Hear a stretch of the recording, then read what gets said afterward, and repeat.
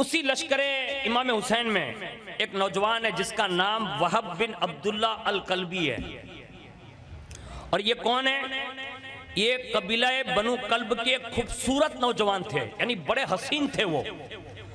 और लिखा है कि आपके निकाह को कमोबेश अभी 17 रोज ही हुए थे, उससे ज्यादा नहीं। एक दिन उसकी वालिदा ने उनको बुलाया, और वालिदा जो है पहले से बेवा थी, यानी वालिद का साया उठ चुका था। एक ही तने तनहा जवान हजरत अब्दुल्ला, ये वहब बिन अब्दुल्ला कल्बी है, तने तनहा है। बेटे को बुलाया और गले लगाया और उसके बाद रोना शुरू किया। पूछा बेटे ने हैरत से, माँ आखिर वजह क्या है, आप इतनी तकलीफ में क्यों हैं? अल्लाह अकबर। माँ ने कहा, बेटे वहब, मैंने तुझे जो पाला है, मैंने तेरी परवरिश की है। कहा हाँ माँ।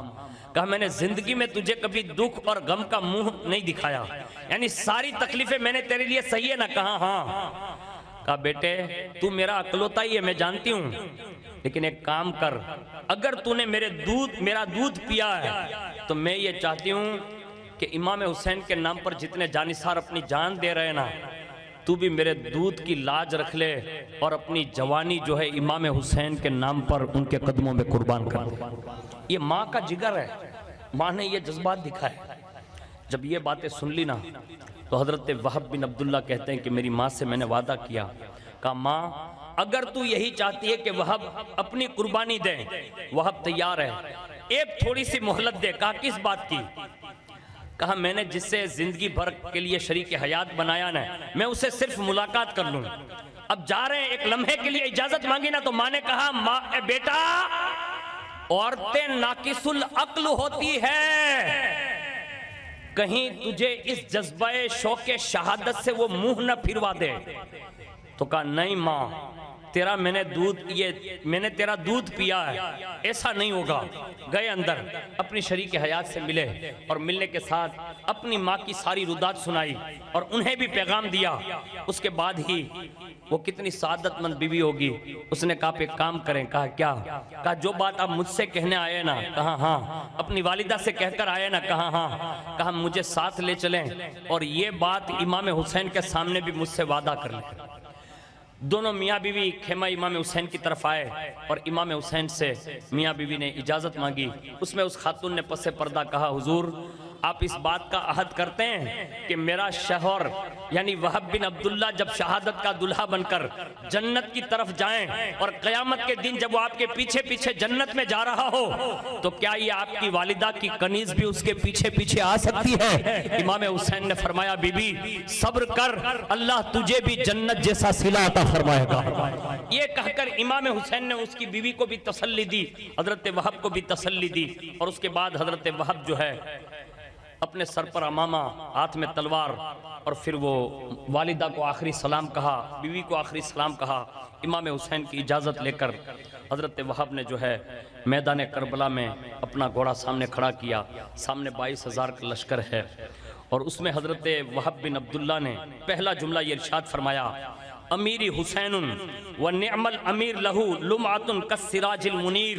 कहा लोगों सुन लो, मेरा सरदार हुसैन है, मेरा आका हुसैन है, जो बहुत अच्छे सरदार हैं और सूरज की तरह उनका नूर जहां भर में फैला हुआ है। ये जुमले हजरत वहब ने मैदान में पहुंचकर वो जौहर दिखाए। यजीदी लश्कर के मद्दे मुकाबिल में कोई बंदा ऐसा नहीं जिसको सामने आया हो और उड़ाया ना हो, और उसका सर जो है उड़ाया ना हो। गर्दो पेश से सरों के ढेर लगा दिए। एक बारगी कई मुकाबले किए और हर मुकाबले में सैकड़ों यजीदियों को वासिले जहन्नम करते रहे। और जब थोड़ी देर हुई ना, तो फिर वापस घोड़े का रुख मोड़ा और खेमा इमाम की तरफ वापस मोड़ते हुए गए। और जैसे ही उस खेमे की तरफ गए ना, तो दरवाजे पे अपनी बूढ़ी वालिदा को देखा और माँ ने अपने बेटे के सर पर हाथ रखा, तसल्ली दी और फरमाया, कहा बेटा अब भी तूने मेरा हक अदा नहीं किया है, वापस पलट जा। यानी माँ ने ये दोबारा भेजा और जैसे ही माँ की दुआ लेकर वापस पलटे, इतने में यजीदियों ने कहा, हल में मुबारिज है, कोई मुकाबला करने वाला? हजरत वहब बिन अब्दुल्ला दोबारा गजबनाक होकर गए और मैदान में आए और आपने फरमाया वहब हाजिर है, भेजो किसी को। अब सन्नाटा छा गया। इब्ने साद ने एक बंदे को कहा जिसका नाम हकम बिन तुफैल बताया जाता है, उससे कहा कि तू जा वहब का मुकाबला कर। जैसे वहब सामने आए और ये हकम भी सामने आया, एक ही हमले में एक नेज़े पर इतना जोर से मारा कि हकम बिन तुफैल की वही हड्डियां चूर चूर कर रख दी, यानी उसे वासिले जहन्नम कर दिया। दोनों लश्करों में शोर मच गया।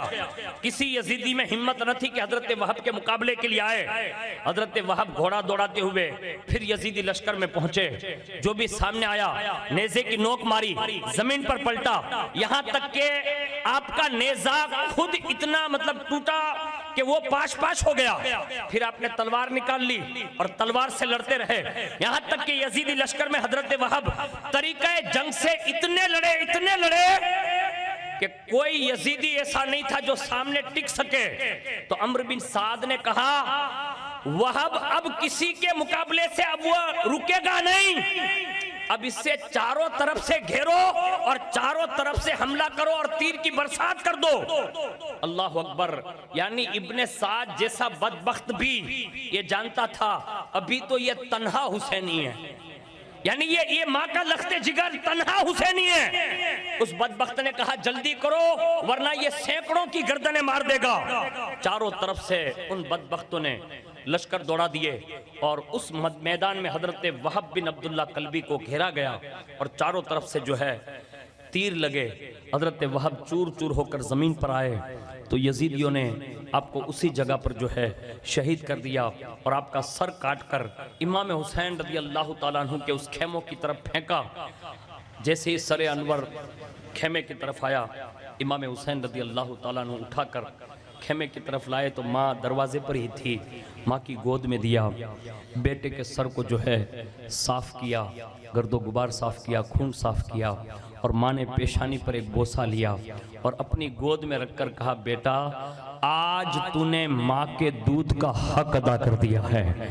ये कहकर अब उसकी जो बहू थी उनकी गोद में दिया और वादा था ना हजरत वहब का, तो सर कलम हुआ तो शहीद हुए।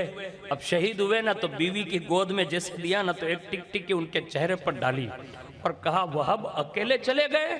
बस अभी इतना कहा, कुदरत का करिश्मा उसी वक्त उनकी बीवी की रूह परवाज कर गई। यानी अल्लाह ने हजरत वहब और इमाम हुसैन के वादे के मुताबिक उन्हें भी जन्नत का मुसाफिर बनाया। इन्ना लिल्लाहि व इन्ना इलैहि राजिऊन।